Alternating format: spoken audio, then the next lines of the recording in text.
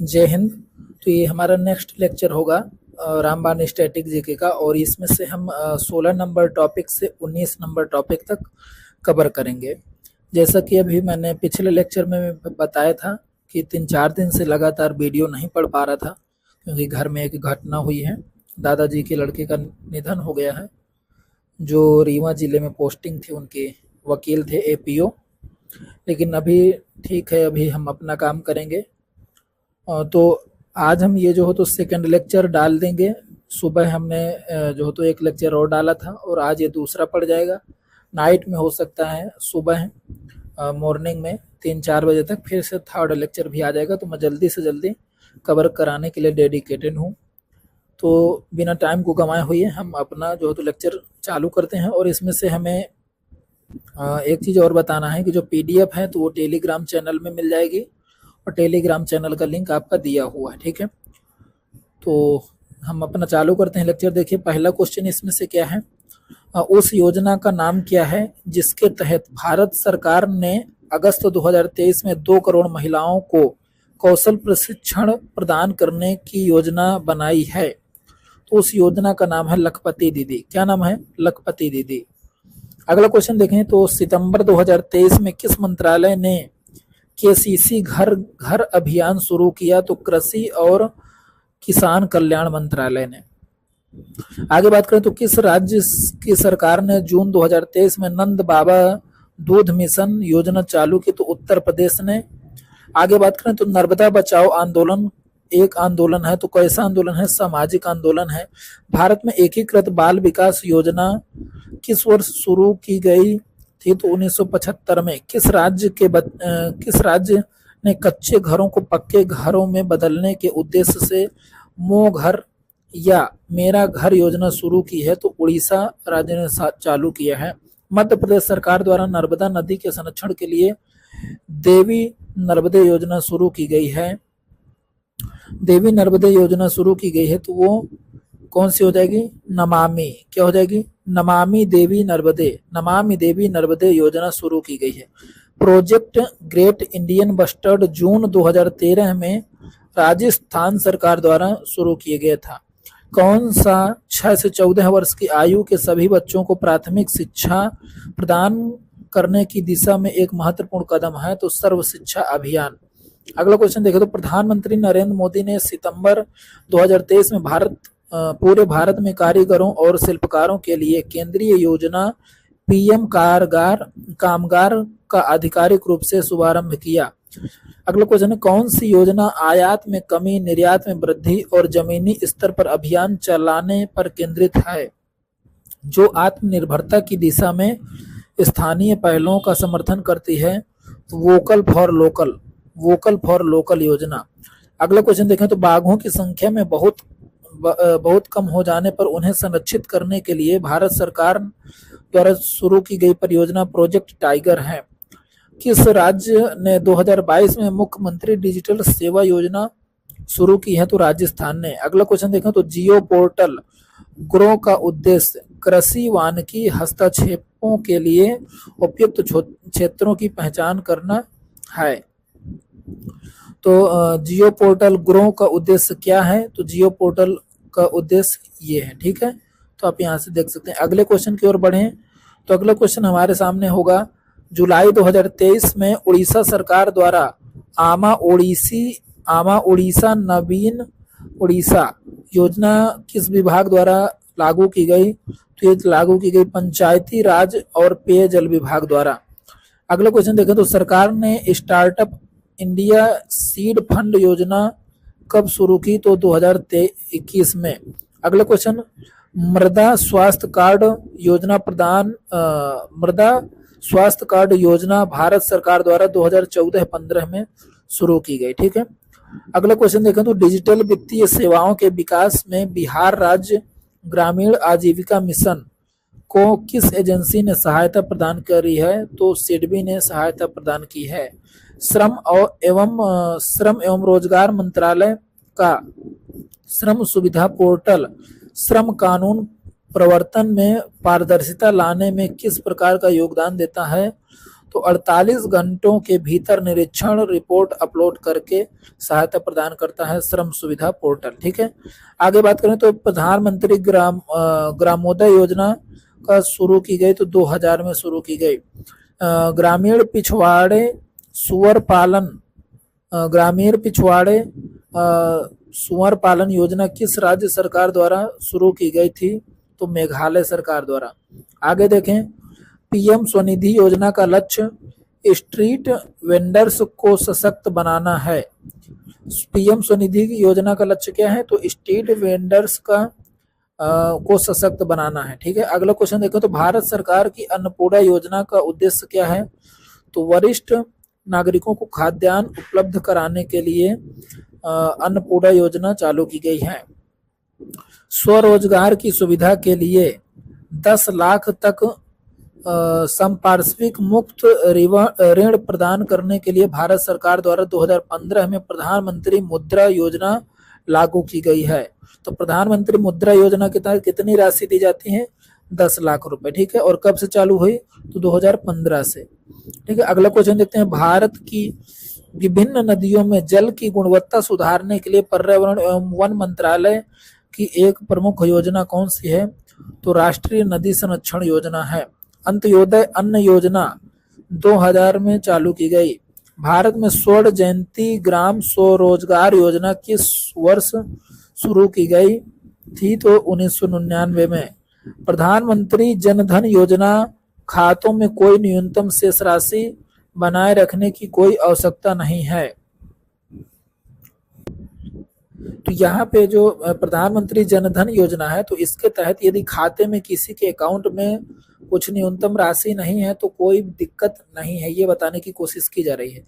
अगला क्वेश्चन देखें तो भारत में ग्रामीण रोजगार सृजन कार्यक्रम किस वर्ष शुरू किया गया? तो 1995 में। अगले पेज की ओर बढ़ते हैं। अगला क्वेश्चन है हमारा, मेक इन इंडिया योजना भारत सरकार द्वारा वर्ष 2014 में शुरू की गई। अगला क्वेश्चन है, राष्ट्रीय ग्रामीण आजीविका मिशन भारत सरकार द्वारा कार्यान्वित एक गरीबी उन्मूलन परियोजना है। गरीबी को हटाने के लिए राष्ट्रीय ग्रामीण आजीविका मिशन चलाया जाता है। अटल पेंशन योजना के तहत भारत सरकार को सहयोगदान 5 साल के लिए उपलब्ध है। तो अटल पेंशन योजना के तहत 5 साल का सरकार के द्वारा सहयोग किया जाता है। आगे देखें तो एक जिला एक उत्पाद एक लक्ष्य इनपुट की खरीद सामान्य सेवाओं का लाभ उठाने और उत्पादों के विपणन के मामले में बड़े पैमाने पर लाभ उठाना है। तो एक जिला एक उत्पाद जो योजना है तो इसका उद्देश्य क्या है? ये आपका लिखा है, यहाँ से आप पढ़ लेंगे। ठीक है, अगला क्वेश्चन क्या है, किस योजना के तहत गरीबी रेखा के नीचे परिवारों को 5 करोड़ एलपीजी कनेक्शन प्रदान किए गए? तो किसके तहत प्रदान किए गए? प्रधानमंत्री उज्ज्वला योजना के तहत। बेरोजगारी शिक्षित युवाओं के लिए स्वरोजगार के अवसरों के निर्माण के लिए भारत सरकार द्वारा कौन सी योजना चालू की गई? तो प्रधानमंत्री रोजगार योजना। प्रधानमंत्री कौशल विकास योजना कौशल विकास और उद्यमिता मंत्रालय की प्रमुख योजना है। तो प्रधानमंत्री कौशल विकास योजना किसकी प्रमुख योजना है? तो कौशल विकास और उद्यमिता मंत्रालय की। आगे बात करें तो कौशल भारत विभिन्न उद्योग से संबंधित नौकरी में 40 करोड़ से अधिक भारतीयों को प्रशिक्षित करने के लिए किस वर्ष चालू की गई? तो 2015 में चालू की गई। आगे बात करें तो सुकन्या समृद्धि योजना खाता बालिका के माता पिता या कानूनी अभिभावकों द्वारा किसी भी समय बालिका के 10 साल की उम्र प्राप्त करने से पहले खोला जा सकता है। तो ये आपको याद रखना है। आगे देखें, केंद्र सरकार की दूसरी जनसंख्या नीति राष्ट्रीय जनसंख्या नीति भारत में किस वर्ष बनाई गई थी? तो सन 2000 में बनाई गई थी। ठीक है, दूसरी जनसंख्या राष्ट्रीय नीति। अगला क्वेश्चन देखें तो स्वच्छ भारत मिशन को 2 अक्टूबर 2019 द्वारा स्वच्छ भारत के दृष्टिकोण को पूरा करने के लिए शुरू किया गया था। ठीक है, मतलब स्वच्छ भारत मिशन को कब चालू किया गया था? तो 2019 में। अगला क्वेश्चन देखें तो 16 जनवरी 2016 को शुरू की गई स्टार्टअप इंडिया पहल ने उद्यमिता को समर्थन देने के उद्देश्य से कई कार्यक्रम शुरू किए हैं। ठीक है। आगे यदि हम बात करें तो गैर प्रमुख बंदरगाह और प्रमुख बंदरगाहों की कनेक्टिविटी सहित तटीय सीमा क्षेत्र के साथ राज्य सड़कों के विकास के लिए कौन सी योजना चालू की गई है? तो सागरमाला परियोजना। अटल पेंशन भारत के नागरिकों के लिए एक पेंशन योजना असंगठित क्षेत्र के श्रमिकों पर केंद्रित है। ऐसे मतलब श्रमिक जिनका जो है तो कार्य निर्धारित नहीं है तो उनको अटल पेंशन योजना मिलती है। आगे बात करें तो स्टार्टअप इंडिया को वाणिज्य और उद्योग मंत्रालय के तहत लॉन्च किया गया था। आगे बात करें तो भारत में किस वर्ष काम के बदले अनाज योजना चालू की गई? तो 2004 में चालू की गई। प्रधानमंत्री मुद्रा योजना क्या है? तो ये क्या है? एक ऋण योजना है। स्टार्टअप इंडिया योजना जिसका उद्देश्य देश भर में उद्यमिता को बढ़ावा देना और पोषण करने वाले एक पारिस्थितिकी तंत्र को विकसित करना है, को 2016 में लॉन्च किया गया था। आगे बात करें तो महात्मा गांधी राष्ट्रीय ग्रामीण रोजगार गारंटी अधिनियम मनरेगा एक रोजगार योजना है जिसे 2005 में उन सभी परिवारों को न्यूनतम 100 दिनों के भुगतान वाले काम की गारंटी देकर सामाजिक सुरक्षा प्रदान करने के लिए शुरू किया गया था, जिनके वयस्क सदस्य अकुशल श्रम गहन कार्य का विकल्प चुनते हैं। आगे बात करें तो गैर पारंपरिक आजीविका में लड़कियों का कौशल किस प्रमुख योजना में शामिल किया गया है? तो बेटी बचाओ बेटी पढ़ाओ में। आगे बात करें तो स्टैंड अप इंडिया स्कीम किससे संबंधित है? तो अनुसूचित जातियों और स्त्रियों में उद्यमिता को प्रोत्साहन। आगे बात करें तो भारत में हिम तेंदुआ परियोजना 2009 में चालू की गई। स्वच्छ भारत मिशन के दूसरे चरण की शुरुआत 2020-21 में चालू की गई। भारत सरकार ने किस वर्ष में आयुष्मान भारत प्रधानमंत्री जन आरोग्य योजना को मंजूरी दी? तो 2018 में। आगे बात करें तो राष्ट्रीय शहरी स्वच्छता नीति किस वर्ष शुरू की गई थी? तो 2008 में। आगे बात करें तो प्रधानमंत्री जन धन योजना कब शुरू की गई थी? तो 28 अगस्त 2014 में। आगे बात करें तो प्रधानमंत्री जन धन योजना किसके द्वारा शुरू की गई? तो मोदी जी द्वारा शुरू की गई। जवाहर रोजगार योजना का प्रारंभ 1 अप्रैल 1989 में चालू की गई। प्रधानमंत्री आवास योजना की शुरुआत 2015 में की गई। बेटी बचाओ बेटी पढ़ाओ की शुरुआत 2015 में की गई।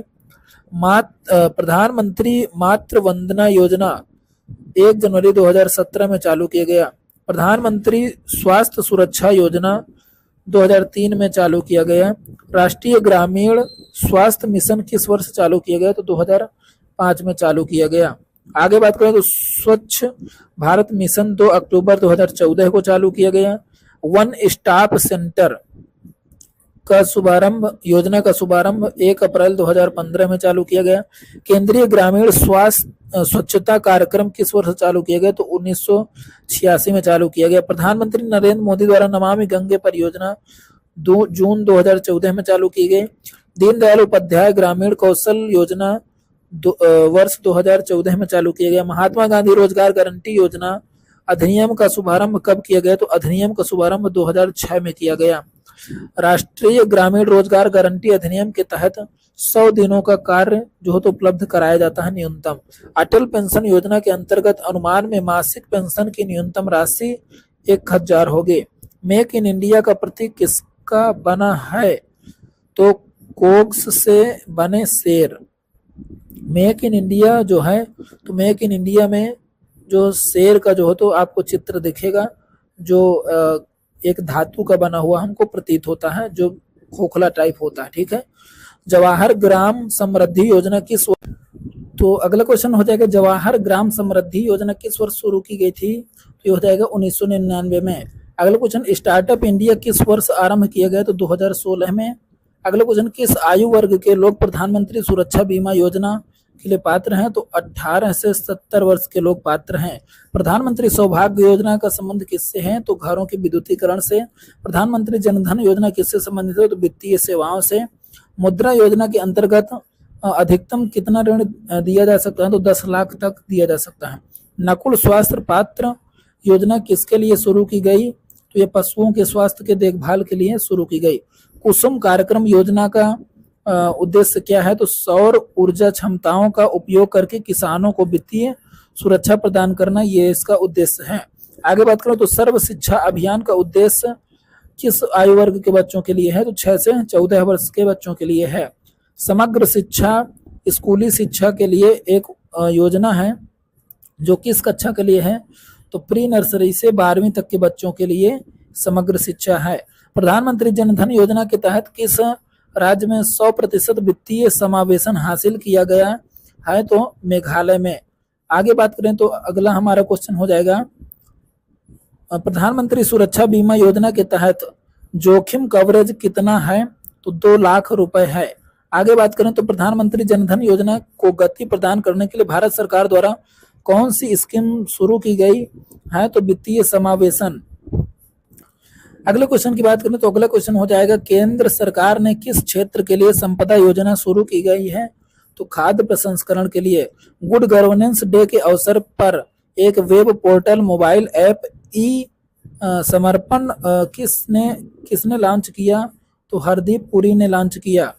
किस शहर में भारत की पहली जल मेट्रो परियोजना चालू की जाएगी? तो कोच्चि में। इंद्रधनुष मिशन बच्चों के टीकाकरण से संबंधित है। मई 2019 में भारत की पहली ट्री एम्बुलेंस किस शहर में शुरू की गई? तो चेन्नई में। प्रधानमंत्री ग्राम सड़क योजना का शुभारंभ अटल बिहारी वाजपेयी जी द्वारा किया गया। हृदय योजना किससे संबंधित है? तो विरासत स्थलों का समग्र विकास से संबंधित है। उदय स्कीम किससे संबंधित है? तो बिजली वितरण से संबंधित है। प्रधानमंत्री ग्रामीण आदर्श योजना का प्रायोगिक चरण किस वर्ष में शुरू हुआ था? तो 2010 में। किस वर्ष में प्रधानमंत्री ग्रामीण योजना शुरू की गई? तो 2000 में। स्माइल कार्यक्रम का संबंध किससे है? तो शिक्षा क्षेत्र से है। दीनदयाल उपाध्याय योजना के लाभार्थी की आयु कितनी होनी चाहिए? तो 18 से 25 वर्ष। अबधा कार्यक्रम किस राज्य ने शुरू किया है? तो उड़ीसा ने। स्वच्छ भारत मिशन किस मंत्रालय के अंतर्गत आता है? तो पेयजल और स्वच्छता मंत्रालय के अंतर्गत आता है। आरोग्य संजीवनी योजना की अधिकतम आयु कितनी है? तो 65 वर्ष है। पीएम कुसुम योजना का लक्ष्य क्या है? तो पीएम कुसुम योजना का लक्ष्य कितने किसानों को लाभ पहुंचाना? तो 20 लाख किसानों को लाभ पहुंचाना पीएम कुसुम योजना का लक्ष्य है। ठीक है। आगे बात करें तो अटल पेंशन योजना में कितने वर्ग की आयु निर्धारित है? तो 18 से 40 वर्ष की। कौन सी योजना कृषि में महिलाओं को बढ़ावा देने के लिए है? तो महिला सशक्तिकरण परियोजना है। ठीक है। आगे बात करें तो practice set question, Sukanya Samriddhi योजना का शुभारंभ किसने किया था? तो मोदी जी ने किया था। आगे बात करें तो मिशन इंद्रधनुष स्वास्थ्य से संबंधित है। आगे बात करें तो प्रधानमंत्री श्रम योजना मानधन योजना के अंतर्गत 60 वर्ष की आयु के बाद असंगठित क्षेत्र के कर्मचारियों को कितने रुपए की मासिक पेंशन प्रदान की जाएगी? तो 3000 की प्रदान की जाएगी 1 माह में। एकल महिला पेंशन योजना शुरू करने वाला पहला भारतीय राज्य कौन सा है? तो तेलंगाना है। आगे बात करूं तो किशोर लड़कियों को सशक्त करने के लिए इनमें से कौन सी केंद्र पर प्रायोजित योजना है? तो सबला। जनवरी 2021 में शुरू की गई प्रधानमंत्री कौशल विकास योजना के तीसरे चरण के तहत कितने उम्मीदवारों को प्रशिक्षित किया जाएगा? तो 8 लाख लोगों को प्रशिक्षित किया जाएगा। स्वास्थ्य एवं दूर चिकित्सा हेतु सामाजिक प्रयास योजना दिसंबर 2020 में कहाँ के निवासियों के लिए शुरू की गई थी? तो दादर और नगर हवेली तथा दमन द्वीप के लिए चालू की गई थी। निम्नलिखित में से कौन सा मंत्रालय बेटी बचाओ बेटी पढ़ाओ योजना की पहल से संबंधित है? तो इसके लिए क्या हो जाएगा? महिला एवं बाल विकास मंत्रालय हो जाएगा। ठीक है। आगे बात करें तो इसमें माफ करिएगा, इसमें कौन सा हो जाएगा? ग्रामीण एवं विकास मंत्रालय। कौन सा हो जाएगा इसमें? ग्रामीण विकास मंत्रालय। कौन सा हो जाएगा? ग्रामीण विकास मंत्रालय। हाँ ठीक है, ये सही क्वेश्चन है। इसमें से बोल रहा है कि संबंधित नहीं है। ठीक है, क्या संबंधित नहीं है? तो संबंधित नहीं है तो कौन सा हो जाएगा? ग्रामीण विकास मंत्रालय संबंधित नहीं है। बाकी सभी जो हो तो बेटी बचाओ बेटी पढ़ाओ की पहल के अंतर्गत आ जाते हैं। ठीक है। महिला एवं बाल विकास मंत्रालय, स्वास्थ्य एवं परिवार कल्याण मंत्रालय, इसके अंतर्गत भी बेटियों को ध्यान दिया जाएगा। आगे बात करें तो मानव संसाधन विकास मंत्रालय, तो ये भी उसके अंतर्गत आता है। ठीक है। संबंधित कौन सा नहीं था? तो ग्रामीण विकास मंत्रालय संबंधित नहीं है। ठीक है। ऑपरेशन ग्रीन एक सरकारी योजना है, इसका उद्देश्य क्या है? तो इसका उद्देश्य टमाटर प्याज आलू की फसलों की आपूर्ति में स्थिरता लाना। आगे बात करें तो राष्ट्रीय पेंशन योजना में पंजीकरण करने के लिए अधिकतम आयु कितनी है, तो 70 वर्ष है। आगे बात करें निम्नलिखित में से कौन सी योजना महिलाओं के ब्याज में छूट युक्त ऋण प्रदान करने वाली माइक्रो फाइनेंस योजना है, तो महिला समृद्धि योजना है। आगे बात करें तो शिक्षित बेरोजगार युवाओं के लिए स्वरोजगार के अवसर का सृजन करने के लिए प्रधानमंत्री रोजगार योजना किस वर्ष लागू की गई, तो यह हो जाएगा 1993 में। निम्नलिखित में से कौन सा एक रोजगार सृजन योजना नहीं है, ये हो जाएगी स्वर्ण जयंती ग्राम स्वरोजगार योजना। आगे बात करें तो प्रधानमंत्री द्वारा घोषित निम्नलिखित योजनाओं में से कौन सी 9 मई 2015 को प्रारंभ की गई थी, तो अटल पेंशन योजना। आगे बात करें तो वर्ष 1985 में गंगा एक्शन प्लान परियोजना प्रारंभ करने का मुख्य उद्देश्य क्या था, तो देखते हैं इसमें क्या है आंसर। तो गंगा एक्शन प्लान परियोजना का जो उद्देश्य है तो क्या हो जाएगा, इसके जल को केवल प्रदूषित रहित करना, क्या करना, इसके जल में जो प्रदूषण है उसको हटाना, ठीक है, ये गंगा एक्शन प्लान का उद्देश्य है। आगे बात करें तो वित्तीय मंत्रालय ने मोबाइल ऐप जनधन दर्शक किस योजना के तहत लॉन्च किया है, तो इसको किस योजना के तहत लॉन्च किया गया है, तो वित्तीय समावेशन पहल के तहत लॉन्च किया गया है। भारतमाला परियोजना किससे संबंधित है, तो भारत में राजमार्गों के नेटवर्क को जोड़ने से संबंधित है। क्विक रिमाइंडर कर लेते हैं यहाँ पे, मुद्रा योजना की शुरुआत कब की गई थी, तो 8 अप्रैल 2015 को। उद्देश्य क्या है, छोटे और मध्यम उद्यमों को वित्तीय सहायता प्रदान करना। आगे बात करें तो 3 श्रेणी में है, शिशुओं की बात करें तो 50,000 रुपए तक की, किशोरों की बात करें तो 50,000 1 से 5 लाख तक, और तरुणों की बात करें तो 5 लाख से 10 लाख रुपए की सहायता दी जाएगी। लाभ स्वरोजगार को बढ़ावा देना और उद्यमिता को प्रोत्साहित करना, किसका है ये, मुद्रा योजना का। आगे बात करें उजाला योजना, तो इसकी शुरुआत 1 मई 2015 से। ऊर्जा बचत के लिए एलईडी बल्ब का वितरण करना। लाभ क्या है, बिजली की खपत में कमी, पर्यावरण संरक्षण। उपलब्धियां क्या है, 36 करोड़ से अधिक एलईडी बल्ब वितरित किए गए थे। अटल पेंशन योजना की शुरुआत 9 मई 2015 में। असंगठित क्षेत्र के श्रमिकों को पेंशन प्रदान करना, ये इसका उद्देश्य है। योग्यता 18 से 40 वर्ष के आयु के होना चाहिए। पेंशन की राशि कितनी है, 60 वर्ष की आयु के बाद 1000 से 5000 रुपए प्रति माह दिया जाएगा। आगे बात करें तो प्रधानमंत्री आवास योजना की शुरुआत 25 जून 2015 में हुई। उद्देश्य क्या है, 2022 तक सभी को पक्का घर प्रदान करना। 2 हिस्से होंगे, एक ग्रामीण और एक शहरी। लाभ क्या है, गरीबों के लिए किफायती आवास प्रदान होता है, ठीक है। आगे बात करें तो प्रधानमंत्री जनधन योजना की शुरुआत 28 अगस्त 2014 को हुई। उद्देश्य क्या है, सभी नागरिकों को बैंकिंग सुविधाएं प्रदान करना प्रधानमंत्री जनधन योजना का उद्देश्य है। लाभ क्या है, जीरो बैलेंस खाते, रुपए डेबिट कार्ड बीमा योजना। जीरो बैलेंस खाते मतलब 1 भी रुपए नहीं होगा तब भी आपका खाता बंद नहीं होगा। स्टार्टअप इंडिया की बात करें तो इसको 16 जनवरी 2016 में लॉन्च किया गया है। स्टार्टअप्स को प्रोत्साहन और समर्थन प्रदान करना। लाभ क्या है, वित्तीय सहायता, कर छूट, सरकारी निविदाओं में प्राथमिकता। आगे बात करें हम, अगला हमारा पॉइंट हो जाएगा यहाँ पे प्रधानमंत्री सुरक्षा बीमा योजना। इसको लॉन्च किया गया 9 मई 2015 में। उद्देश्य क्या है, दुर्घटना बीमा प्रदान करना। योग्यता क्या है, 18 से 70 वर्ष की आयु होना चाहिए। प्रीमियम 12 रुपए प्रति वर्ष, 12 रुपए प्रति वर्ष जमा करने होंगे। बीमा राशि दुर्घटना, मृत्यु या पूर्ण विकलांगता पर 2 लाख रुपए, आंशिक विकलांगता पर 1 लाख रुपए प्रदान किया जाएगा। आगे बात करें तो पीएम सूर्य उदय योजना, तो ये प्रधानमंत्री नरेंद्र मोदी द्वारा लॉन्च किए गए सोलर पैनल को स्थापित करना। प्रधानमंत्री गरीब कल्याण अन्न योजना को 2020 में लागू किया गया। 5 किलोग्राम मुफ्त खाद्यान्न प्रदान करना इसका उद्देश्य है। विस्तारित अवधि 5 साल 2028 तक चलेगा। ये प्रधानमंत्री विश्वकर्मा योजना लॉन्च किया गया, इसके द्वारा प्रधानमंत्री मोदी द्वारा। उद्देश्य क्या है, पारंपरिक कारीगरों और शिल्पकारों को वित्तीय सहायता और कौशल प्रदान करना। वित्तीय सहायता कितनी होगी, इकाई, दहाई, सैकड़ा, 1000, 10,000, 10,000 रुपए से 10 लाख रुपए तक इसको दिया जा सकता है, ठीक है। प्रधानमंत्री आवास योजना शहरी, आगे बात करें तो तिथि, इसको कब लॉन्च किया गया, प्रधानमंत्री जो शहरी आवास योजना है तो उसको 2015 में लॉन्च किया गया। उद्देश्य क्या है, 2024 तक शहरी क्षेत्रों में सभी के लिए आवास प्रदान करना। पहला लक्ष्य 2022 तक था, ठीक है। आगे बात करें तो पीएम किसान, प्रधानमंत्री किसान सम्मान निधि की बात करें तो 24 फरवरी 2019 को चालू किया गया कृषि एवं किसान कल्याण मंत्रालय द्वारा। ठीक है। लाभ की बात करो तो किसानों को प्रति वर्ष 6,000 रुपए 3 किस्तों में दिया जाता है, 2-2 हजार करके। अन्य योजनाओं की बात करें तो अग्निपथ योजना 2022 में चालू किया गया, प्रधानमंत्री आदि आदर्श ग्राम योजना 2022 में चालू किया गया, और रैंप योजना 2022 में, पीएम श्री योजना 2022 में शुरू किया गया। आगे यहाँ पे बात करें तो युवा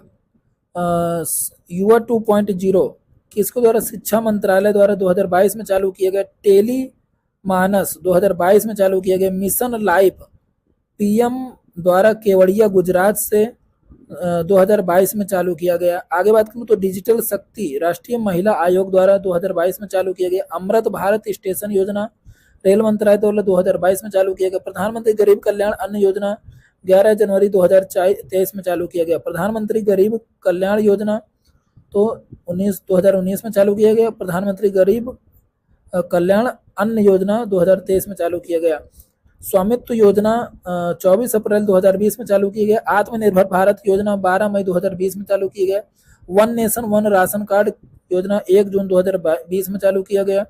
पीएम स्वनिधि योजना 1 जून 2020 में चालू किया गया। गरीब कल्याण रोजगार योजना 20 जून 2020 में चालू किया गया। नई शिक्षा नीति 30 जून 2020 में चालू किया गया। नेशनल डिजिटल हेल्थ मिशन 15 अगस्त 2020 में चालू किया गया। प्रधानमंत्री मत्स्य संपदा योजना 10 सितंबर 2020 में चालू किए गए। आयुष्मान सहकार योजना 19 अक्टूबर 2020 में चालू किए गए। आत्मनिर्भर भारत रोजगार योजना 12 नवंबर 2020 में चालू किया गया। प्रधानमंत्री जीवन ज्योति बीमा योजना 24 नवंबर 2020 में चालू किया गया। पीएम वाणी योजना 9 दिसंबर 2020 में चालू किया गया। प्रधानमंत्री कौशल विकास योजना 3.0 15 जनवरी 2021 में चालू किया गया। ग्राम उजाला योजना 2021 में चालू किया गया। जल शक्ति अभियान कैच द रेन 22 मार्च 2021 में चालू किया गया। जय सहकार कार्यक्रम 13 अप्रैल 2021 में चालू किया गया। पीएम युवा योजना 29 मई 2021 में चालू किया गया। पीएम केयर्स फॉर चिल्ड्रन योजना 29 मई 2021 में चालू किया गया। सैग कार्यक्रम 4 जून 2021 में चालू किया गया। सुरक्षित हम सुरक्षित तुम अभियान 2021 में चालू किया गया। जान है तो जहान है अभियान 21 जून 2021 में चालू किया गया।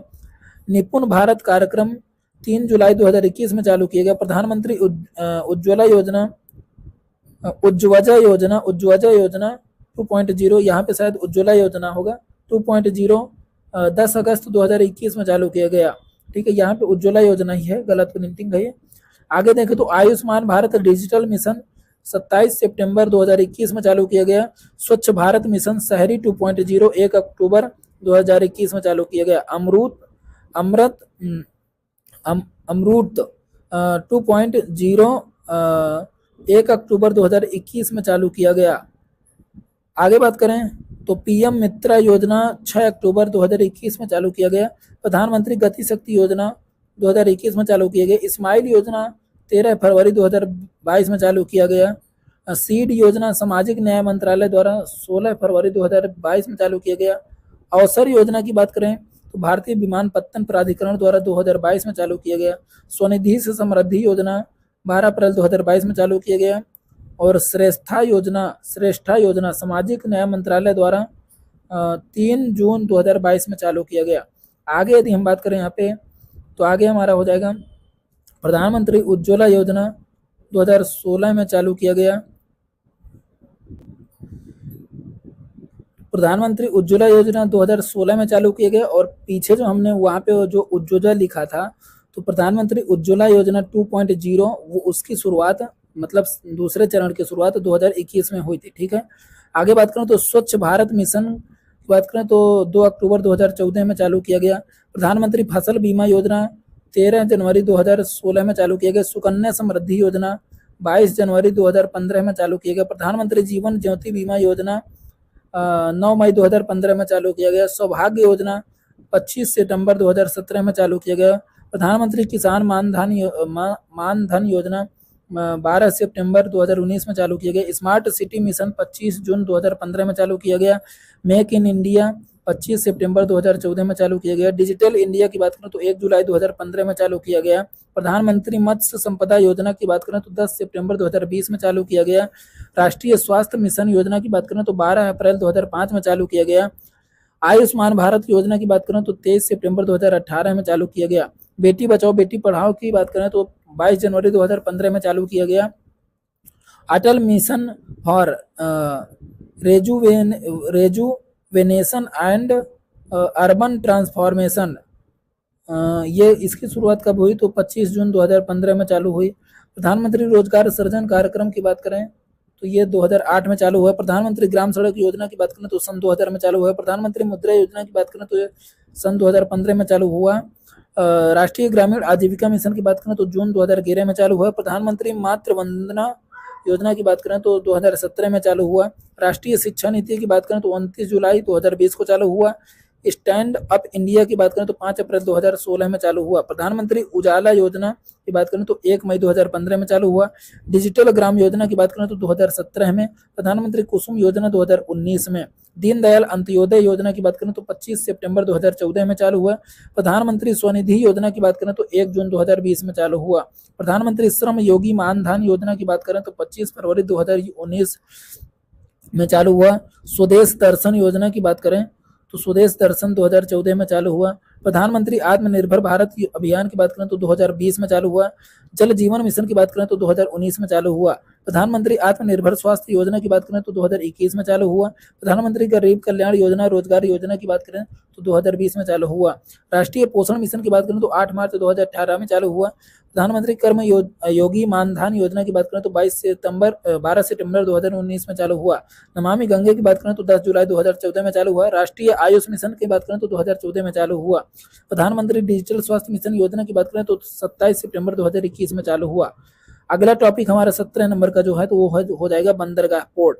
तो हम चालू करते हैं इसे भी। और थोड़ा सा यहाँ पे स्पीड ज़्यादा थी तो यदि आपको स्पीड ज़्यादा लगे तो आप कम करके देख सकते हैं, ठीक है। बाकी पीडीएफ आपको टेलीग्राम में मिल जाएगी और टेलीग्राम का जो तो लिंक यूट्यूब में दिया हुआ है, ठीक है। तो चालू करते हैं इसको। वधा वन बंदरगाह स्थित है, कहाँ पर स्थित है तो महाराष्ट्र में स्थित है। भारत के प्राकृतिक बंदरगाह का चयन करें तो मुंबई बंदरगाह जो है तो प्राकृतिक बंदरगाह है। कोझीकोड बंदरगाह कहाँ स्थित है तो केरल में स्थित है। प्राचीन समुद्री बंदरगाह मुजिरिस केरल में स्थित है। कहाँ पर स्थित है केरल में। दीनदयाल बंदरगाह गुजरात के कांडला में स्थित एक टाइडल जो हो तो बंदरगाह है, मतलब ज्वार भाटा वाला बंदरगाह है, ठीक है। विशाखापट्टनम सबसे गहरा लैंड लॉक और अच्छी तरह से संरक्षित बंदरगाह है। 31 अक्टूबर 2022 की स्थिति के अनुसार भारत में कितने गैर प्रमुख बंदरगाह हैं तो 200 जो है तो लघु यानी छोटे गैर प्रमुख बंदरगाह हैं। अक्टूबर 2022 तक भारत का सबसे बड़ा कंटेनर पोर्ट कौन सा है तो जवाहरलाल नेहरू पोर्ट। आगे बात करें तो ब्रिटिश ईस्ट इंडिया कंपनी द्वारा निर्मित भारत के सबसे पुराने संचालित बंदरगाह का नाम क्या है तो कोलकाता बंदरगाह। जवाहरलाल नेहरू द्वारा बंदरगाह किस शहर में स्थापित किए स्थित है। जवाहरलाल बंदरगाह जो है तो नेहरू बंदरगाह वो कहाँ पे है नवी मुंबई में। जुआरी मुहाने के प्रवेश द्वार पर कौन सा बंदरगाह स्थित है तो मोरमुगोआ जो है तो बंदरगाह स्थित है। आगे बात करें तो किस बंदरगाह को डायमंड हार्बर के नाम से भी जाना जाता है। कोलकाता को जाना जाता है। भारत का दक्षिणतम बंदरगाह कौन सा है तो तमिलनाडु है। भारत में लगभग कितने बंदरगाह प्रमुख बंदरगाह हैं तो 13 बंदरगाह हैं। भारत का पहला लौह अयस्क निर्यातक बंदरगाह कौन सा है तो गोवा है। आगे बात करें हम यदि तो अगला क्वेश्चन हो जाएगा कौन सा बंदरगाह स्थल से घिरा हुआ है और सबसे अधिक सुरक्षित बंदरगाह है तो विशाखापट्टनम। कांडला बंदरगाह गुजरात में स्थित है। श्यामा प्रसाद मुखर्जी बंदरगाह कोलकाता में स्थित है। हजीरा बंदरगाह किस राज्य में है तो गुजरात में स्थित है। पूर्वी तट पर सबसे पुराना कृत्रिम बंदरगाह चेन्नई बंदरगाह है। कौन सा पहला बंदरगाह है जिसे गुजरात में स्वतंत्रता के बाद विकसित किया गया था तो कांडला बंदरगाह। जवाहरलाल नेहरू पोर्ट ट्रस्ट कहाँ स्थित है तो मुंबई में स्थित है। किस बंदरगाह शहर को अरब सागर की रानी कहा जाता है तो कोच्चि को कहा जाता है। कौन सा बंदरगाह भारत की पूर्वी तट पर स्थित है तो पारादीप स्थित है। किस बंदरगाह का नाम परिवर्तित करके दीनदयाल बंदरगाह रखा गया है तो कांडला का रखा गया है। कोलकाता बंदरगाह किस नदी के किनारे स्थित है तो हुगली नदी के किनारे स्थित है। मोरमुगो बंदरगाह है भारत के किस राज्य में स्थित है तो गोवा में स्थित है। चटगांव किस देश का बंदरगाह है तो बांग्लादेश का। अंटार्कटिका अभियान किस बंदरगाह से शुरू किया गया था तो मोरमुगो बंदरगाह से चालू किया गया था। चाबहार बंदरगाह किस देश में है तो ये हो जाएगा अपने ईरान में, ठीक है। प्रैक्टिस बेस्ड क्वेश्चन देखें तो निम्न में से कौन सा प्राचीन बंदरगाह मालाबार तट पर स्थित है? तो मुजरिस स्थित है। निम्नलिखित में से पाकिस्तान का सबसे बेस्ट समुद्री बंदरगाह कौन सा है? तो पाकिस्तान का सबसे बेस्ट समुद्री बंदरगाह कौन सा हो जाएगा? कराची बंदरगाह हो जाएगा। आगे बात करें तो निम्नलिखित में से भारत का सबसे बेस्ट अंतरराष्ट्रीय बंदरगाह कौन सा है? तो ये हो जाएगा मुंबई। ठीक है, आगे बात करें यदि हम तो यहाँ पे हो जाएगा निम्नलिखित में से कौन सा समुद्री बंदरगाह कच्छ की खाड़ी में है? तो हो जाएगा कांडला। आगे बात करें तो निम्नलिखित में से कौन सा भारत का सबसे बड़ा कंटेनर पोर्ट कौन सा है? तो वो हो जाएगा जवाहरलाल नेहरू पोर्ट। आगे बात करें तो कौन सा एक पूर्वी तट बंदरगाह है? तो हल्दिया है। आगे बात करें निम्नलिखित में से कौन सा बंदरगाह गुजरात में स्थित नहीं है? तो दीघी बंदरगाह स्थित नहीं है। निम्नलिखित में से बंदरगाहों में से कौन सा एक नदी तट का बंदरगाह है? तो कोलकाता, जो हुगली नदी के तट पर। भारत का 13वां प्रधान बंदरगाह किस राज्य में स्थित है? तो तमिलनाडु में स्थित है। आगे बात करें तो कौन सा बंदरगाह गुप्त काल में उत्तर भारतीय व्यापार के लिए उपयोग किया जाता था? तो तमरालिप्त जो तो यूज किया जाता था। राष्ट्रीय जलमार्ग 1 किसे जोड़ता है? तो राष्ट्रीय जलमार्ग 1 जो है तो वो जोड़ता है हल्दिया को प्रयागराज से। किसको? हल्दिया को प्रयागराज से जोड़ता है। निम्नलिखित में से कौन सा एक हड़प्पा का बंदरगाह है? तो लोथल। बुसान बंदरगाह कहाँ स्थित है? तो दक्षिण कोरिया में स्थित है। निम्नलिखित में से कौन सा बंदरगाह एशिया में स्थित नहीं है? तो रॉटरडैम स्थित नहीं है। दीनदयाल बंदरगाह निम्नलिखित में से किस राज्य में है स्थित है? तो गुजरात में स्थित है। कौन सा एक अंतर्देशीय नदी बंदरगाह है? तो कोलकाता अंतर्देशीय नदी बंदरगाह है। बंदरगाह हिंद महासागर में स्थित नहीं है। तो मनीला जो हो तो हिंद महासागर में स्थित नहीं है। निम्नलिखित में से कौन सा बंदरगाह पश्चिमी तट पर स्थित है? तो ये हो जाएगा कोचीन। आगे बात करें तो कुक रिमाइंडर की बात करें तो कोचीन कहाँ पर स्थित है? केरल में। एन्नोर कहाँ पर स्थित है? तमिलनाडु में। हल्दिया कहाँ पर है? पश्चिम बंगाल में। कोलकाता कहाँ पर है? पश्चिम बंगाल में। कांडला की बात करें तो कांडला गुजरात में। मंगलौर की बात करें तो मंगलौर कर्नाटक में। मोरमुगुओ कहाँ पर है? गुजरात में हो जाएगा। आगे यदि हम बात करें तो आगे हमारा हो जाएगा मुंबई बंदरगाह महाराष्ट्र में। जवाहरलाल नेहरू बंदरगाह महाराष्ट्र में। पारादीप ओडिशा में। तूती कोरियन तमिलनाडु में। विशाखापत्तनम कहाँ पर हो जाएगा? आंध्र प्रदेश में। चेन्नई बंदरगाह तमिलनाडु में हो जाएगा। श्यामा प्रसाद मुखर्जी बंदरगाह कोलकाता में हो जाएगा। ठीक है, अगला टॉपिक हमारा हो जाएगा 18 नंबर भारत के राज्य। तो इसे भी करते हैं। 1 नंबर को कितने भारतीय राज्य अपने गठन का जश्न मनाते हैं? 1 नवंबर को। 1 नवंबर को 7 भारतीय राज्य अपने गठन का जश्न मनाते हैं। ठीक है, भारत की अंडमान और निकोबार और लक्षद्वीप सहित मुख्य भूमि की तट रेखा की कुल लंबाई कितनी है? 7516 किलोमीटर है। भारत में कौन सा केंद्र शासित प्रदेश जो 2 राज्यों की राजधानी है? तो चंडीगढ़ है। उत्तराखंड किस वर्ष अस्तित्व में आया? सन 2000 में आया। भारत के किस राज्य को चीनी का कटोरा कहा जाता है? उत्तर प्रदेश को। भुवनेश्वर से पूर्व उड़ीसा की राजधानी कौन सी थी? तो कटक थी। उड़ीसा की पूर्व राजधानी क्या थी? कटक। क्षेत्रफल की दृष्टि से भारत का सबसे छोटा केंद्र शासित प्रदेश लक्षद्वीप है। भारत के सबसे उत्तर से दक्षिण छोर तक भारत का विस्तार कितना है? तो 32 से 14 किलोमीटर है। 3214। 2022 तक भारत में 28 राज्य हैं। भारत चीन सीमा को कितने सेक्टरों में बांटा गया है? तो 3 सेक्टरों में बांटा गया है। क्षेत्रफल की दृष्टि से भारत विश्व का 7वां बड़ा देश है। भारत के किस केंद्र शासित प्रदेश के नाम पर समुद्र का नाम पड़ा है? तो अंडमान निकोबार के नाम पर है। ठीक है, आगे बात करें तो भारत का पूर्वी तट कहाँ स्थित है? तो भारत का पूर्वी तट कहाँ स्थित है? तो पूर्वी घाट और बंगाल की खाड़ी के बीच स्थित है। भारत का कौन सा केंद्र शासित प्रदेश बंगाल की खाड़ी में स्थित है? तो अंडमान निकोबार में। अंडमान निकोबार बंगाल की खाड़ी में स्थित है। दक्षिण में छोटा अंडमान निकोबार द्वीप समूह से 10 डिग्री चैनल द्वारा अलग किया जाता है। ठीक है, आगे बात करें तो यहाँ पर हो जाएगा भारत में अंडमान और निकोबार और लक्षद्वीप सहित मुख्य भूमि के समुद्र तट की लंबाई कितनी है? तो 7516 किलोमीटर है। भूटान के साथ भारत की सीमा लगभग 700 किलोमीटर साझा होती है। आगे बात करें यदि हम यहाँ पे हो जाएगा अफगानिस्तान के साथ भारत की सीमा 106 किलोमीटर। नेपाल के साथ 1751 किलोमीटर साझा होती है। कौन सा राज्य हिमालय की सामान्य दिशा दक्षिण पश्चिम से उत्तर पूर्व तक फैला हुआ है? तो अरुणाचल प्रदेश। भारत के किस राज्य में सबसे अधिक जिले हैं? उत्तर प्रदेश में। कौन सा भारतीय राज्य उत्तर पश्चिम और दक्षिण में बांग्लादेश से घिरा हुआ है? तो त्रिपुरा। आगे बात करें तो झारखंड को किस वर्ष का एक अलग राज्य बना दिया गया था। तो सन 2000 में लाल नदी और नीली पहाड़ियों की भूमि के नाम से किसे जाना जाता है? तो असम को जाना जाता है। इम्फाल किस राज्य की राजधानी है? तो मणिपुर की। भारत का सबसे पूर्वी राज्य कौन सा है? तो अरुणाचल प्रदेश है। भारत में कितने केंद्र शासित प्रदेश हैं? तो 8 हैं। नागालैंड की राजधानी कोहिमा है। त्रिपुरा की राजधानी अगरतला है। मध्य प्रदेश कितने राज्यों के साथ अपनी सीमा साझा करता है? तो 5। किस वर्ष नागालैंड को अलग राज्य के रूप में बनाया गया था? तो 1963 में। देहरादून किसकी राजधानी है? उत्तराखंड की। भोपाल किसकी राजधानी? मध्य प्रदेश की। ईटानगर किसकी राजधानी है? अरुणाचल प्रदेश की। लखनऊ किसकी राजधानी है? यूपी की। पणजी किसकी राजधानी है? गोवा की। गांधीनगर किसकी राजधानी है? गुजरात की। आगे बात करें हम तो शिमला किस भारतीय राज्य की राजधानी है? तो हिमाचल प्रदेश की। पटना बिहार की। आंध्र प्रदेश की नई राजधानी अमरावती। पोर्ट ब्लेयर किसकी राजधानी है? तो अंडमान निकोबार की। सिलवास अभी हाल ही में पोर्ट ब्लेयर का नाम बदला गया है। आप कमेंट बॉक्स में जरूर बताइएगा कि इसका नाम क्या रखा गया है। इसका नाम परिवर्तित किया है अमित शाह जी द्वारा। ठीक है। सिलावास किसकी राजधानी है? तो दादर और नगर हवेली।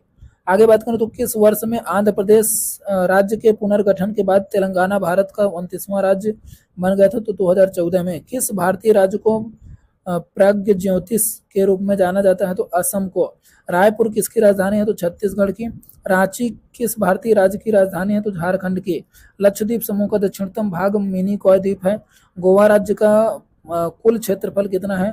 तो 3702 वर्ग किलोमीटर है। आगे बात करें तो आगे हो जाएगा गुजरात का क्षेत्रफल। ये हो जाएगा, तो ये कितना हो जाएगा? यहाँ पे हो जाएगा इकाई, दहाई, सैकड़ा, हजार, 10,000, लाख। 1,96,024 वर्ग किलोमीटर हो जाएगा। ठीक है। आगे बात कर रहे हम तो बिहार राज्य का कुल भौगोलिक क्षेत्रफल कितना हो जाएगा? इकाई, दहाई, सैकड़ा, हजार, 10,000, 94,163 वर्ग किलोमीटर हो जाएगा। आगे बात करें तो रामेश्वरम शहर किस राज्य में है? तो तमिलनाडु में है। कौन सा भारतीय राज्य अपनी सीमाओं को अधिकतम राज्यों से साझा करता है? तो उत्तर प्रदेश। मिजोरम की राजधानी क्या है? तो आइजोल है। 2014 में किस राज्य को बनाया गया? तो तेलंगाना में। दिसपुर किस भारतीय राज्य की राजधानी है? तो असम की। हरियाणा और पंजाब की राजधानी चंडीगढ़ संयुक्त रूप से है। मेघालय की राजधानी क्या है? तो शिलांग है। केरल में कौन से पड़ोसी राज्य हैं? तो केरल के पड़ोसी राज्य कर्नाटक और तमिलनाडु हैं। भारत में कुल कितने राज्य हैं? तो 28 राज्य और 8 यूटी हैं। भारत का सबसे बड़ा राज्य कौन सा है? तो राजस्थान है। माहे भारत का सबसे छोटा जिला किस राज्य में स्थित है? तो पुदुचेरी में स्थित है। प्रगति सेट की बात करें तो कर्क रेखा भारत में किस राज्य से नहीं गुजरती है?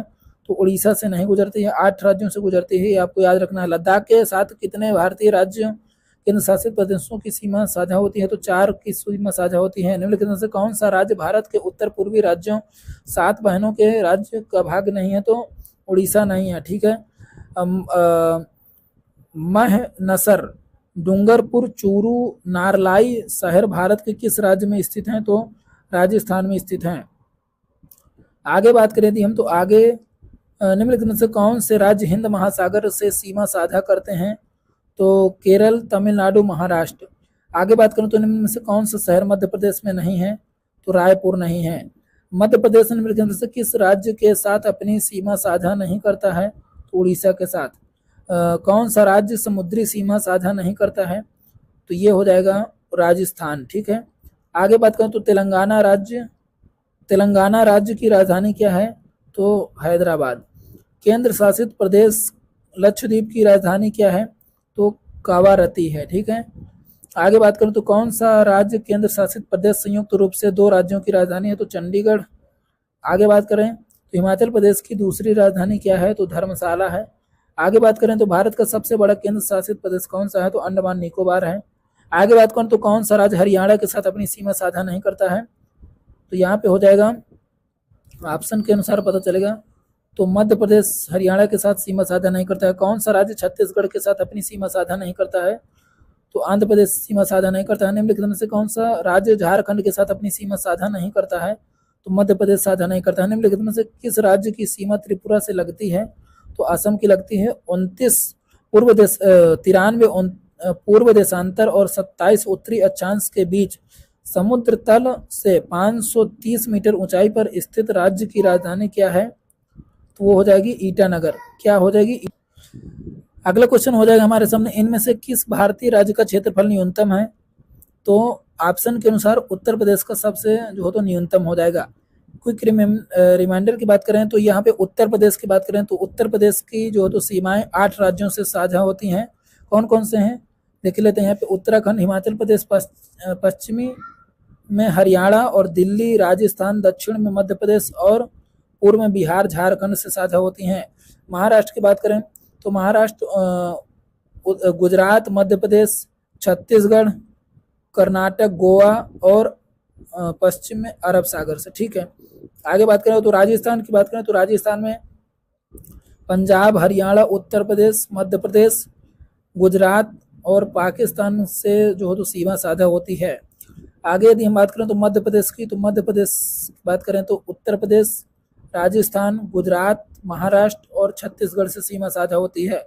बिहार की बात करें तो नेपाल और उत्तर प्रदेश, झारखंड और पश्चिम बंगाल से सीमा साझा होती है। पश्चिम बंगाल की बात करें तो इसमें हो जाएगा सिक्किम, भूटान और असम, बांग्लादेश और इसमें और कौन सा हो जाएगा बिहार, झारखंड। ठीक है, तो इन राज्यों से सीमा साझा होती है। तमिलनाडु की बात करें तो आंध्र प्रदेश, कर्नाटक, केरल और पूर्व में इसके बंगाल की खाड़ी स्थित है। ठीक है, आगे यदि हम बात करें तो कर्नाटक की, तो महाराष्ट्र, गोवा, आंध्र प्रदेश, तेलंगाना, तमिलनाडु से सीमा साझा होती है। गुजरात की बात करें तो राजस्थान, मध्य प्रदेश, महाराष्ट्र से और पाकिस्तान से सीमा साझा होती है। केरल की बात करें तो कर्नाटक, तमिलनाडु और अरब सागर, पश्चिमी अरब सागर से सीमा लग जाती है। पंजाब की बात करें तो जम्मू कश्मीर, हरियाणा की बात करें यहाँ पे पंजाब की बात करें तो पंजाब में हो जाएगा हिमाचल प्रदेश, हरियाणा और पाकिस्तान से सीमा साझा होती है। हरियाणा की बात करें तो पंजाब, हिमाचल प्रदेश और राजस्थान, दिल्ली, उत्तर प्रदेश से सीमा साझा होती है। हिमाचल प्रदेश की बात करें तो जम्मू कश्मीर, लद्दाख और पंजाब और इसके अलावा हरियाणा और उत्तराखंड और तिब्बत और उत्तर प्रदेश से सीमा साझा होती है। उत्तराखंड की बात करें तो यहाँ पे हो जाएगा चीन से, नेपाल से, उत्तर प्रदेश से और हिमाचल प्रदेश से सीमा साझा होती है। असम की बात करें तो भूटान और अरुणाचल प्रदेश। आगे हम यदि बात करें तो यहाँ पे क्या हो जाएगा, यहाँ पे नागालैंड, मणिपुर, मिजोरम, त्रिपुरा और मेघालय, पश्चिम बंगाल से सीमा साझा होती है असम की। अरुणाचल प्रदेश की बात करें तो चीन से हो जाएगी और म्यांमार से और नागालैंड, असम और भूटान से। मेघालय की बात करें तो असम से और बांग्लादेश से सीमा साझा होती है। आगे बात करें हम तो मणिपुर की बात करें तो नागालैंड से, मिजोरम से, असम से और म्यांमार से। नागालैंड की बात करें तो अरुणाचल प्रदेश से, म्यांमार से, मणिपुर से और असम से सीमा साझा होती है। मिजोरम की बात करें तो असम, मणिपुर, म्यांमार और त्रिपुरा और बांग्लादेश से सीमा साझा होती है। त्रिपुरा की बात करें तो यहाँ पर हो जाएगा बांग्लादेश से और असम, मिजोरम से सीमा साझा होती है। आगे यदि हम बात करें तो आगे हमारा हो जाएगा क्या, सिक्किम। सिक्किम की बात करें तो सिक्किम जो हो तो तिब्बत से, नेपाल से और पश्चिम बंगाल से सीमा साझा होती है। गोवा की बात करें तो महाराष्ट्र, कर्नाटक और अरब सागर लगा हुआ है पश्चिम में। झारखंड की बात करें तो बिहार, उत्तर प्रदेश, छत्तीसगढ़, उड़ीसा और पश्चिम बंगाल। छत्तीसगढ़ की बात करें तो उत्तर प्रदेश, झारखंड, उड़ीसा, तेलंगाना, आंध्र प्रदेश, महाराष्ट्र, मध्य प्रदेश।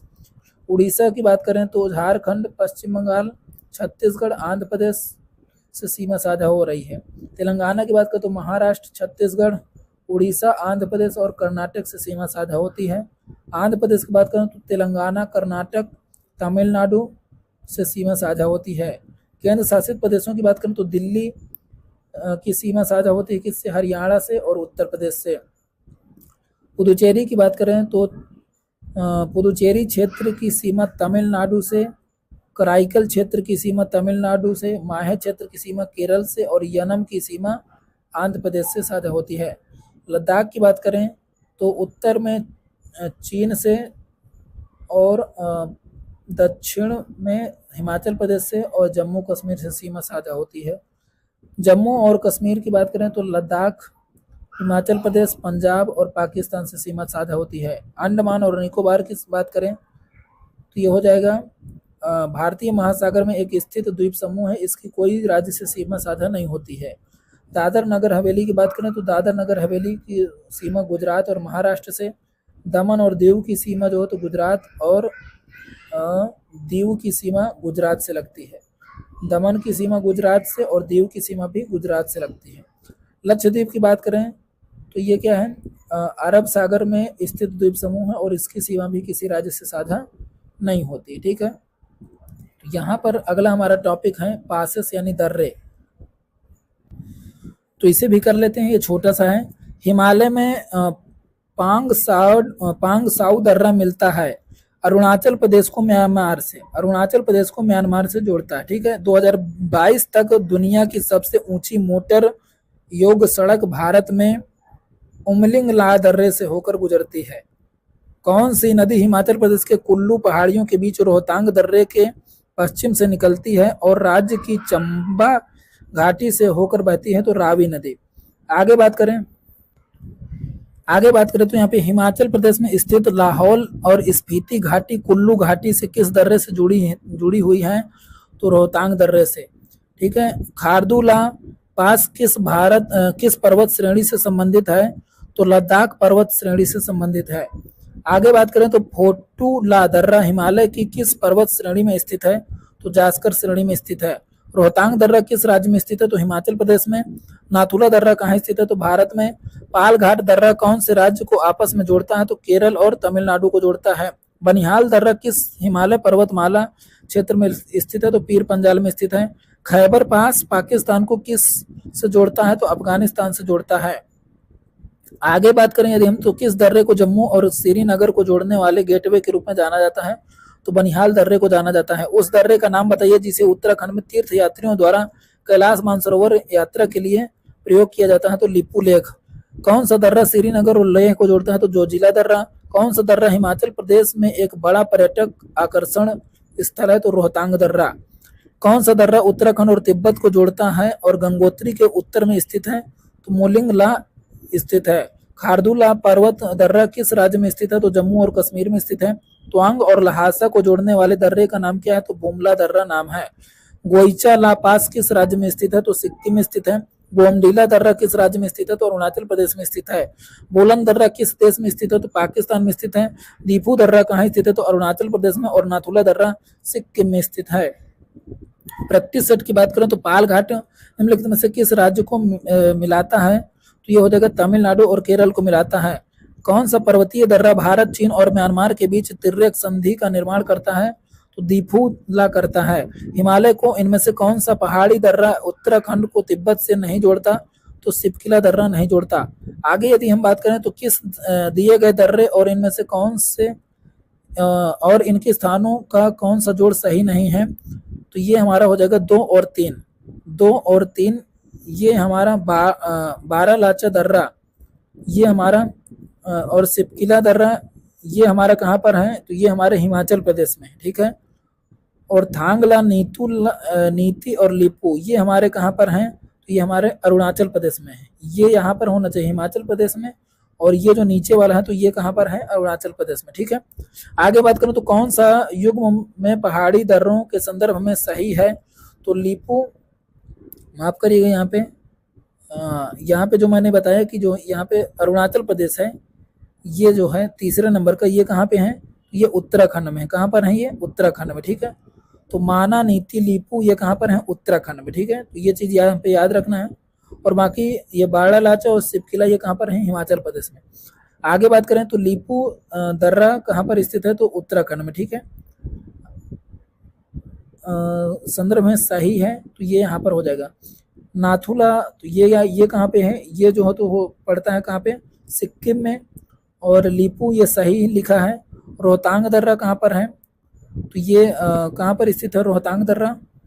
तो ये रोहतांग दर्रा स्थित है हिमाचल प्रदेश में। कहाँ पर स्थित है? हिमाचल प्रदेश में। और बोमडीला कहाँ पर स्थित है? तो बोमडीला स्थित है अरुणाचल प्रदेश में। ठीक है, तो इस तरीके से आगे देखते हैं हम यहाँ पे निम्नलिखित में से कौन सा स्थान वहाँ स्थित दर्रे के साथ सुमेलित नहीं है? तो जलेपला जो है तो ये कहाँ पर है? जलेपला दर्रा। तो जलेपला दर्रा सिक्किम में। ठीक है, तो ये जो है तो सही सुमेलित नहीं है। आगे यदि हम बात करें तो इनमें से कौन सा दर्रा सिक्किम को चीन से जोड़ता है? तो नाथुला दर्रा सिक्किम को चीन से जोड़ता है। कौन सा पर्वतीय दर्रा उत्तराखंड में स्थित नहीं है? तो सिपकिला दर्रा स्थित नहीं है। निम्नलिखित में से कौन सा दर्रा सिक्किम में स्थित है? तो नाथुला दर्रा स्थित है। आगे बात करें तो कौन सा दर्रा पश्चिमी घाट के शिखर पर स्थित और मुंबई को पुणे से जोड़ता है? तो भोर घाट दर्रा जोड़ता है। कौन सा दर्रा उत्तर में नीलगिरी और दक्षिण में अन्नामलाई पहाड़ियों के बीच स्थित है? तो पाल घाट दर्रा स्थित है। इनमें से कौन सा भारत और चीन के मध्य स्थित 3 व्यापारिक जांच चौकियों में शामिल नहीं है? तो ये कौन सा हो जाएगा? खैबर दर्रा। खैबर दर्रा ये कहाँ पर है? तो ये है पाकिस्तान और अफगानिस्तान के बीच में। दक्कन पास इनमें से किस के बीच स्थित है? तो दक्षिण अंडमान और छोटा अंडमान के बीच स्थित है। आगे बात करें तो कौन सा दर्रा दिए गए स्थान से सही तरीके से मेल नहीं खाता है? तो सिपकिला दर्रा अरुणाचल प्रदेश। सिपकिला दर्रा ये जो है तो कहाँ पर है? हिमाचल प्रदेश में है, तो इसलिए यही मेल नहीं खाता है। आगे बात करें तो कौन सा दर्रा सिक्किम को चीन से जोड़ता है? तो नाथुला दर्रा चीन को सिक्किम से जोड़ता है। किस राज्य में बुमला पर्वत दर्रा स्थित है? तो अरुणाचल प्रदेश में स्थित है। मन्नार की खाड़ी किस के नजदीक स्थित है? तो तमिलनाडु के तट के नजदीक है। रिमाइंडर की बात करें तो हिमाचल प्रदेश की बात करें तो हिमाचल प्रदेश में रोहतांग दर्रा, कुंजुम दर्रा, सिपकिला दर्रा। आगे यदि हम बात करें यहाँ पे तो जम्मू कश्मीर जो जिला दर्रा, पीर पंजाल दर्रा, बनिहाल दर्रा स्थित है। आगे यदि हम बात करें तो लद्दाख में खारदुला दर्रा, तांगला दर्रा, चांगला दर्रा स्थित है। अरुणाचल प्रदेश में बात करें तो सेला दर्रा, दुगरी दर्रा और बोमडिला दर्रा स्थित है। तो यहाँ पर ये हमारा जो है तो खत्म होता है पूरा टॉपिक, और ये काफी लंबा लेक्चर भी बना है, लेकिन आपको धैर्य पूर्वक देखना है। यदि स्पीड कम हो तो बढ़ा लेना है, ज्यादा हो तो घटा लेना है। लगभग 1 घंटे का पूरा वीडियो बनेगा, क्योंकि इसके पहले हमने आधा वीडियो बना करके जो तो रख दिया और दोनों को कंप्रेस करके एक में डालेंगे। ठीक है, तो आज के लिए इतना ही रखते हैं, और इसके बाद फिर लगभग 8 से 9 घंटे बाद फिर दूसरा भी वीडियो आ जाएगा, लगभग 4 से 5 बजे नाइट में। तो आप पढ़ते रहिए, अपने पेपर दीजिए। जय हिंद, जय भारत।